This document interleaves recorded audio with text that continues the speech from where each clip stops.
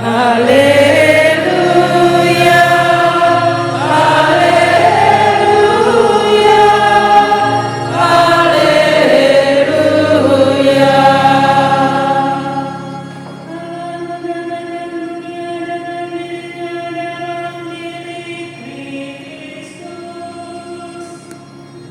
Dan mempercayakan warta perdamaian kepada kita. Haleluya,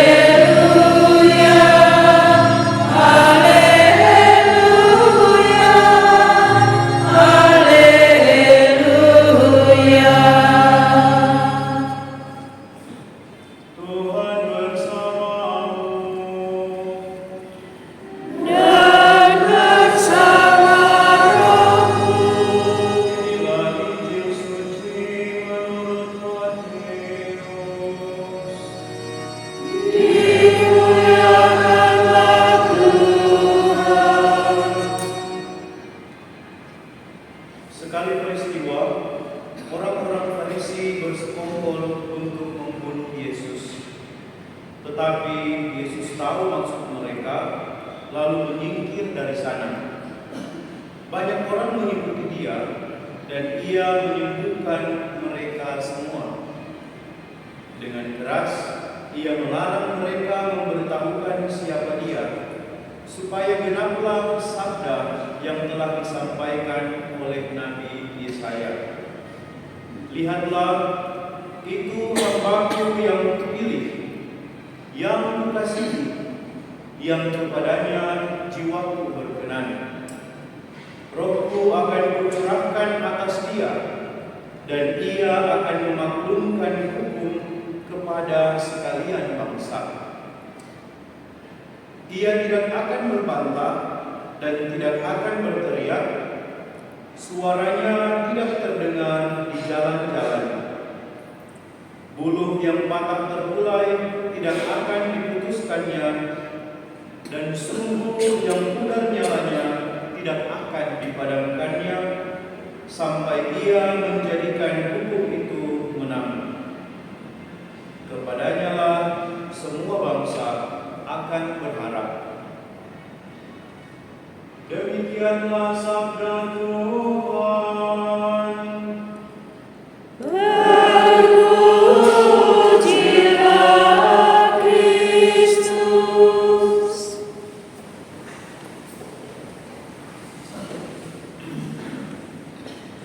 Ibu-ibu, ada juga bapak ya, bapak-bapak terkasih, kita harus disapa karena ya begitulah keluarga tanpa ibu tidak lengkap, tanpa bapak tidak lengkap.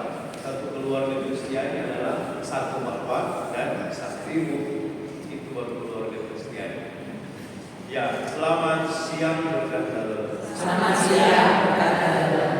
Pertama, saya mengucapkan berwasiat untuk kepada seluruh anggota WKRI, terkhusus yang ada di ranting-ranting sini ya. Tadi seingat saya SPM, Santo Lukas dan Santo Yusuf. Ya, jangan ada yang terlewat nanti takutnya ada yang sakit hati. Ya, sekali lagi berwasiat atas ulang tahun WKRI yang sejatinya setahu saya jatuhnya pada tanggal 26 Juli. Ya, 26 Juli. Namun kalau dirayakan sekarang ya, saya kira tidak mengurangi sukacita kita dalam perayaan ini. Waktu diminta untuk merayakan Ekaris ini, saya tahu sesungguhnya jadwalnya bukan hari ini ya, tapi itulah namanya komunikasi dan fleksibilitas. Kalau ada komunikasi, kita bisa mencari jalan yang terbaik, yang paling pas, yang mengenakan, yang bisa menjembatani semua pihak, tidak menyakiti pihak yang lain, dan akhirnya perayaan itu jatuh pada hari ini. Sungguhnya besok ya. Ya, begitulah proses itu yang namanya proses, dan saya kira 100 tahun perjalanan WKRI adalah 100 tahun yang penuh dengan berbagai macam nilai-nilainya. Saya sempat cari tahu sebenarnya WKRI ini apa sih? Oke, saya sudah tahu bahwa sejak dulu ibu-ibu yang pasti WKRI ibu-ibu. bapak-bapak pendamping di Manado, karena saya asal di Manado, saya ingat mereka merayakan PKRI di satu tempat, tapi yang hadir itu justru lebih banyak bapak-bapak daripada ibu-ibu. Padahal acara utamanya ibu-ibu. Biasanya begitu. Di mana acara ibu pasti akan ada bapak. Begitu juga kalau acara kaum bapak Katolik KBK, biasanya yang lebih banyak itu ibu-ibunya, karena yang resmi-resmi diikut bapak atau ibu yang beracara. Nah, sementara yang lain ngerumpi, kulineran, jalan-jalan, nah itu biasanya serunya di situ ya. Nah, tadi saya juga sempat lihat-lihat, oh ternyata pendiri dari WKRI ini ada di Jogja ya, kalau nggak salah ya, ada di Jogja, dan yang menggerakkan pertama untuk mendirikan organisasi kemasyarakatan ini adalah sesungguhnya keprihatinan. Keprihatinan salah satunya adalah melihat bagaimana upah yang tidak adil dari orang-orang yang bekerja di pabrik. Saya lupa persis apa pabrik rokok atau pabrik apa.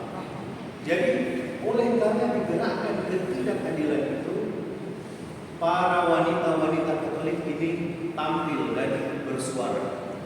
Mereka memberikan kesaksian, membela tentang apa yang seharusnya diperoleh oleh manusia yang baik. Bekerja yang baik harus mendapat upah yang baik. Saya kira dari situ kemudian mulai bertumbuh dan berkembang. WKRI bukan hanya ada di Jogja, telah mulai bertumbuh dan berkembang hingga sampai ke seluruh Indonesia. Ya, karena itu sekarang provinsi. Tapi saya tidak ingin berbicara soal itu. Ibu lebih tahu. Justru saya yang harus belajar soal itu dari ibu ya, soal sejarah macam-macam itu. Tetapi ada hal yang menurut saya menarik. Apa itu? Ketika bermenung soal kerajaan ini, ketika membaca khususnya bacaan ini, saya langsung teringat. Bacaan pertama tadi Nabi Mika berbicara pertama-tama tentang ini, kata-kata yang awal yang sangat benar. Celakalah orang-orang yang merancang kedurjanaan dan merencanakan kejahatan di tempat tidurnya. Memang bagian-bagian pertama dari kitab Nabi Mika ini sesungguhnya memang masih berisi peringatan-peringatan Nabi kepada orang-orang yang pada waktu itu tidak mau bertobat. Nanti pada bab-bab selanjutnya, bab 4, itu baru mulai ada kata-kata yang menggembirakan. Tetapi di sini diingatkan tentang bagaimana sesungguhnya kita harus berlaku. Jangan kita merencanakan kedurjanaan dan merencanakan kejahatan di tempat tidur. Saya langsung teringat begitu. Tidur untuk kita manusia adalah 1/3 dari seluruh hidup kita. Ya. Kita tidak mungkin melewatkan waktu tanpa tidur. Oke, 2-3 hari bisa tanpa tidur, tapi tidak mungkin. Kalau tidak tidur, akan tidur selamanya ya. Jadi orang butuh tidur. Sesungguhnya kalau berbicara tentang tidur, itu berarti orang beristirahat. Itu adalah tempat orang istirahat. Istirahat dari berbagai macam aktivitas. Bukan sesungguhnya tempat untuk merencanakan sesuatu yang jahat, sesuatu yang tidak baik. Saya bertemu kalau sampai ada orang yang merencanakan kejahatan di atas tempat tidur, betapa hatinya itu penuh dengan kejahatan dan kebencian. Saking apa ya? Saking jahatnya orang lain tidur di bawah ini dipakai untuk merencanakan yang jahat. Ya. Tetapi Nabi Mika mengingatkan bahwa mari kita bukan mengakhiri hari dengan merencanakan yang jahat, tetapi kita melihat tempat itu justru kita untuk beristirahat dan malah bersyukur bahwa Tuhan sudah menyelenggarakan sepanjang hari ini untuk kehidupan saya, untuk keluarga saya. Ya. Nabi Mika mengingatkan bahwa kita jangan menjadikan tempat yang seharusnya istirahat, sumber energi kita dicas kembali, menjadikannya sebagai tempat malah untuk mengeluarkan energi-energi negatif oleh karena kita merencanakan sesuatu yang tidak baik. Ya. Perkataan dari Nabi Mika ini yang mungkin sederhana ya, sangat penting juga. Pertanyaannya, bagaimana kita mengakhiri hari-hari kita? Bagaimana kita mengakhiri hari-hari setiap hari kita? Bukan mengakhiri dan seterusnya, tidak. Tetapi ketika sebelum tidur, apa yang kita buat? Apakah kita merencanakan apa yang kita buat besok dan seterusnya? Ataukah kita masih terlalu berpusing dengan, aduh ternyata hari ini belum selesai dengan ini dan ini dan ini dan ini? Atau malah mungkin melakukan seperti yang Nabi kita ingatkan untuk tidak kita buat. Ya, hal kecil, tidur dan istirahat. Ya, tetapi bagaimana dengan kita ketika waktu-waktu itu? Ada satu kebiasaan Kristiani yang sangat baik, namanya bahasa Jawa kuno, eksamen konsiensie. Eksamen konsiensie artinya bagaimana kita memeriksa kesadaran. Bahasa lainnya, bagaimana saya melihat perjalanan saya sepanjang hari itu. Apakah saya sudah melakukan yang lebih banyak yang baik, atau masih yang belum terlalu baik? Apakah saya sudah mengusahakan sesuatu untuk keluarga saya, atau ya sepanjang waktu scroll TikTok, buka sosmed ya? Oke, tidak masalah. Tapi apakah hidup kita hanya sampai di situ? Kita diajak untuk, bagi saya, mari kita mengakhiri hari, hal sederhana. Kita mengakhiri hari-hari kita itu dengan melihat sejauh mana saya sudah mengusahakan perbuatan baik. Ya. Dan pada akhirnya kita tutup dengan doa syukur. Syukur, terima kasih karena saya sudah bisa buat ini. Anak saya bisa begini. Suami saya begini. Mengapa saya bilang ini kepada ibu-ibu? Karena sejauh yang saya tahu, di dalam rumah yang lebih didengarkan adalah ibu-ibu. Ya, kalau ibu-ibu sudah ingatkan kepada anak-anak, kepada suami, biasanya mana? Ya, rasanya akan lebih pas kalau ibu-ibu yang mengingatkan soal hidup doa. Ya, karena apa? Ada kedekatan begitu. Saya pribadi merasa kalau ibu saya yang mengingatkan tentang doa lebih mengena daripada bapak saya yang bilang, itu asal sebentar berikut, Reksi, jangan lupa ya pergi ke gereja, pergi berdoa. Rasanya lebih kena kalau mama saya yang mengingatkan daripada kalau bapak saya. Itu perasaan saya. Maka saya bilang ini supaya mari ibu kita biasakan dan itu juga untuk keluarga kita masing-masing. Yang kedua, bacaan Injil tadi kita mendengar bagaimana apa yang Yesus berbuat sesungguhnya. Bagi saya merenungkan luar biasa Yesus ini. Ketika dia berbuat baik, dia tidak ingin diekspos. Berbeda dengan dunia sekarang, bukan? Mari Bapak, mari saya bantu, atau biasa kita lihat di konten, mari kita ada orang membantu orang yang susah. Tapi biasanya ditanya, sudah follow atau belum? Sudah ikut saya atau belum? Wah belum, ya sudah tidak jadi bantu. Atau sesudah buat sesuatu pekerjaan mungkin ya cuma 10, 15, 20 menit, tetapi dokumentasinya jauh lebih meriah daripada yang dibuat. Ya, itu tantangan bukan untuk itu saja, untuk semua, termasuk saya juga. Ya, kita belajar dari Yesus sejauh mana kualitas perbuatan baik kita. Ya, oke, kita bisa berbuat baik, tetapi kita pentingkan yang mana? Apakah perbuatan baik itu sendiri, atau kita buat sesuatu supaya dilihat orang, supaya orang pikir bahwa diri saya itu baik? Ya, untuk saya itu tantangan kita di masa sekarang ini. Kan Romo, tapi kan penting dokumentasi, ya penting.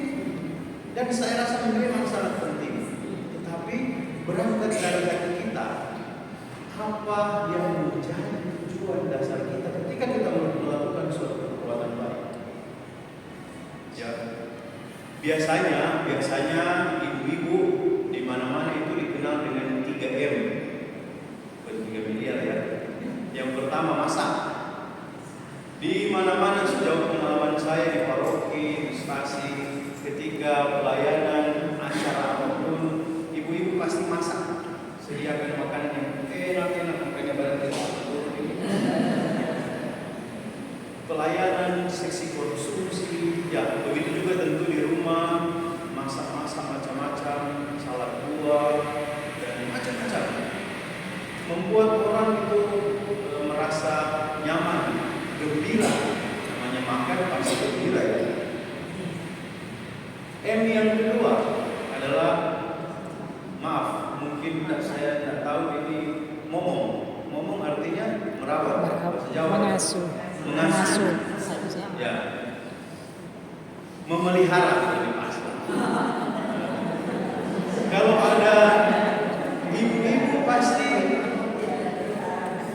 akan apa ya? Rasanya anak-anak itu akan bertumbuh dengan baik ketika dia dapat memelihara anak-anaknya ya. Menjaga, merawat, membesarkan, ya biasanya tugas ibu-ibu kan. M yang ketiga adalah menggereja. Menggereja. Pengalaman saya juga di mana-mana biasanya yang lebih banyak dalam kegiatan liturgi kerohanian itu ibu-ibu biasanya ya. Soalnya ini ya, ini karena kayak ini tetap bapaknya. Begitu juga kalau lektor, saya perhatikan di sini saja kalau misdinar banyak cewek-ceweknya daripada yang laki-laki. Atau kalau apa macam-macam di berbagai tempat pelayanan saya, namanya sekitar gereja itu kebanyakan yang lebih banyak itu ibu-ibu. Jadi 3M: masak, memelihara, dan menggereja. Ya. 3M itu. Mari kita melihat bahwa apakah saya melakukan 3M itu oleh karena saya sebagai ibu atau karena ada nilai lain. Saya ingin menggarisbawahi, mari kita menambahkan 3M yang sudah biasa kita buat itu dengan 3M yang lain. Kalau M yang pertama masak, mari kita beri nilai menghidupkan. Menghidupkan artinya apa? Bukan sekedar kita persiapkan masakan, membuat supaya orang jadi gemuk, tetapi apakah pemeliharaan saya lewat memasak saya itu, saya bisa memberi hidup kepada orang yang makan makanan saya atau tidak? Makanan kan bukan hanya makanan jasmani kan. Biasanya itu nasihat kalau dari ibu akan lebih medok, lebih masuk, lebih tertahan daripada bapak-bapak kalau nasihat. Ya, karena biasanya mama-mama berangkat dari perasaan. Sementara kalau laki-laki, bapak biasanya berangkat dari logika, otak. Makanya ketika kalau ibu-ibu memberikan nasihat itu rasanya lebih masuk. Apakah saya sudah menjadi orang yang memasak tapi menghidupkan? Yang kedua, apakah saya sudah menjadi ibu-ibu yang memelihara tetapi nilainya juga mengasihi? Oke, kita bisa memelihara, membesarkan anak, tapi apa kita cuma memandang itu saja sebagai tanggung jawab kita sebagai istri? Apakah ini cuma sampai di situ? Jangan lupa bahwa anak-anak sekarang khususnya butuh apa yang namanya kasih sayang. Kasih sayang tidak harus perlu dengan menyapa saja. Atau ya saya lihat ada beberapa keluarga sebelum anak meskipun sudah besar, sudah nikah, kalau ada di rumah bersama mamanya, mau keluar rumah juga sudah satu. Dikasih pesan-pesan, tanya kabar. Itu tanda-tanda mengasihi simpel yang saya kira perlu terus kita perbuat. Dan yang ketiga, menggereja perlu ditambah nilai melayani.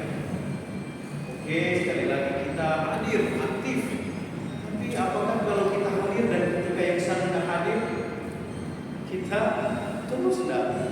Yang sana, saya terus. Ketika yang sana diminta ini, ya. Memang kelihatannya melayani, tetapi ininya loh, beres apa enggak? Mari kita meletakkan, memberi nilai dari pelayanan kita ketika kita menggereja. Ibu-ibu terkasih, bapak juga, sekali lagi profesi atas ulang tahun PKRI yang ke-100. Semoga ibu-ibu sekalian tetap menjalankan 3M dengan berdasarkan 3M yang tadi. Ya, mari kita memberikan cinta kasih kita, kehadiran kita, pelayanan kita kepada keluarga kita masing-masing dan kepada gereja, tetapi jangan lupa juga kepada masyarakat, ya. Karena PGRI ingat adalah ormas, organisasi masyarakat yang bukan hanya melayani gereja, tetapi kita juga memiliki tugas dan tanggung jawab untuk melayani orang lain yang ada di luar, dalam arti tertentu masyarakat. Semoga kita senantiasa dikuatkan dan Yesus memberkati tugas dan pelayanan kita setiap hari. Amin. Ya.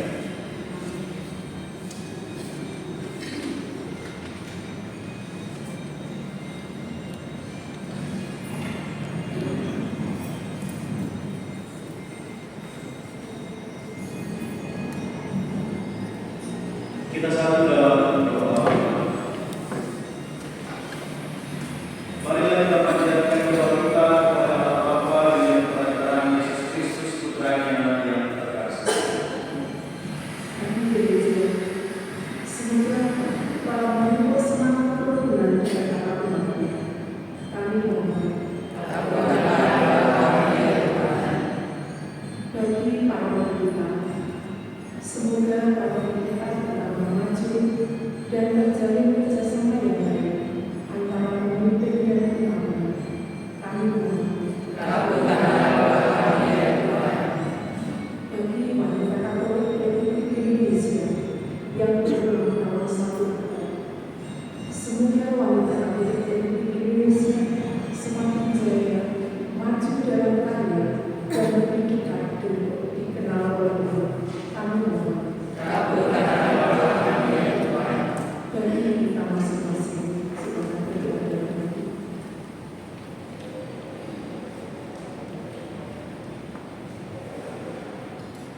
Kami mohon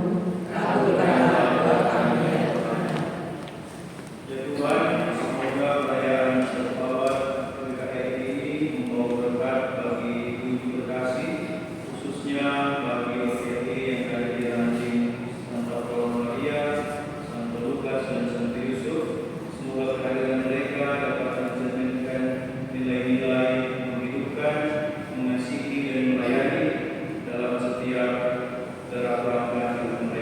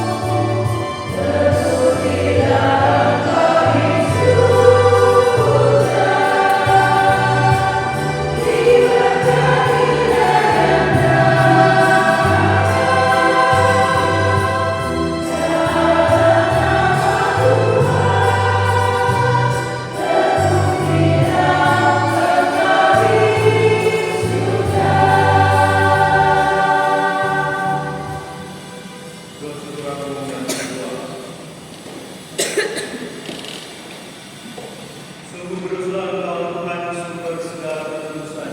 Maka kami mohon, teruskanlah persembahan ini dengan kesempurnaan Roh-Mu, agar bagi kami menjadi tubuh dan darah Tuhan kami Yesus Kristus. Ketika Dia diserahkan untuk menanggung sengsara dengan rela, Dia mengambil roti dan sambil mengucap syukur, Dia memecah-pecahkan, lalu memberikannya kepada murid-muridnya seraya berkata, "Terimalah dan makanlah kamu semua, inilah tubuhku yang diserahkan bagimu."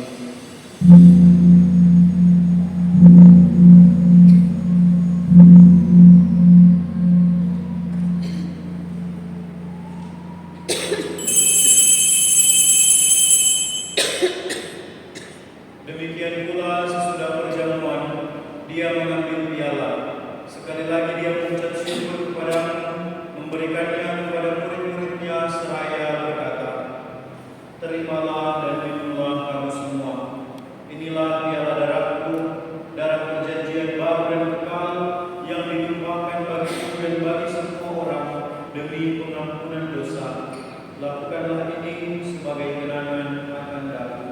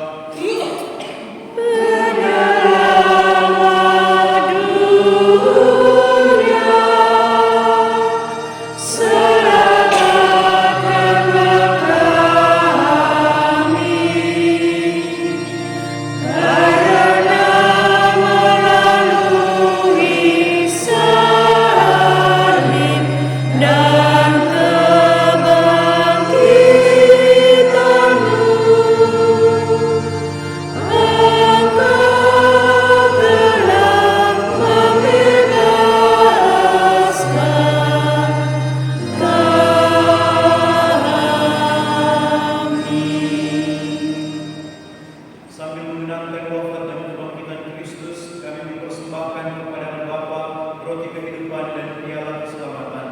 Kami bersyukur sebab kami Engkau anggap layak menghadap Engkau dan berbakti kepadamu. Dan kami mohon, semoga kami yang menerima tubuh dan darah Kristus dihimpun menjadi satu umat oleh Roh Kudus. Ingatlah Tuhan akan gereja-Mu yang tersebar di seluruh bumi, agar Engkau menyempurnakannya dalam cinta kasih, dalam persatuan dengan Paus kami Fransiskus dan Uskup kami Kristoforus serta semua rohaniwan. Ingatlah juga akan saudara-saudari kami yang telah meninggal dengan harapan akan bangkit, dan akan semua orang yang telah berpulang dalam kerahiman-Mu, dan terimalah mereka dalam cahaya wajah-Mu. Kami mohon, kasihanilah kami semua, agar kami Engkau terima dalam kebahagiaan abadi bersama Santa Perawan Maria, Bunda Allah, Santo Yosef mempelainya, para rasul dan semua orang kudus sepanjang masa yang hidupnya berkenan kepadamu. Semoga kami pun Engkau perkenankan turut serta memuji dan memuliakan Engkau dengan pengantaran Yesus Kristus Putra-Mu.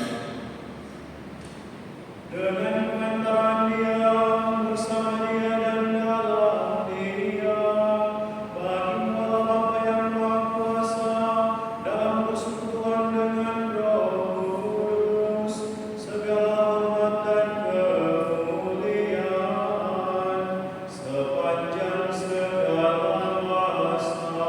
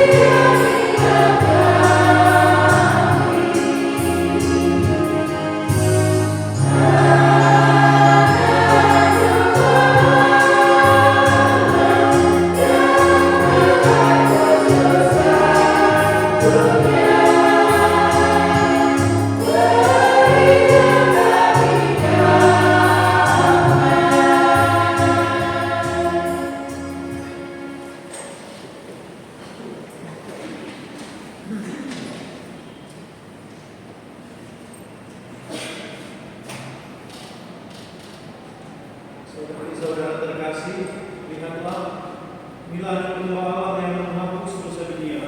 Berbahagialah kita yang diundang dalam perjamuan anak domba.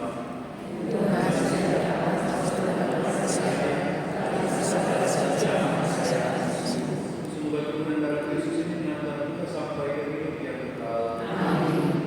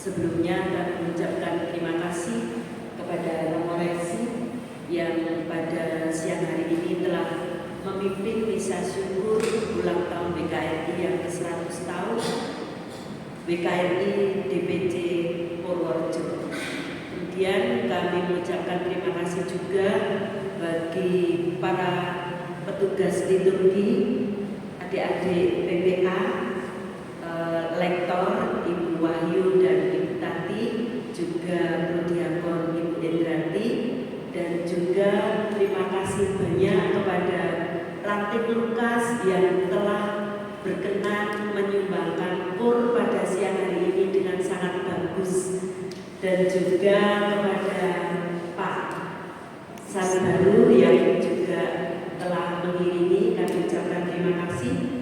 Dan untuk selanjutnya sebelum kita dan tatip juga dari Ranting Yusuf, dan sebelum kita mendapat berkat dari Romoreksi,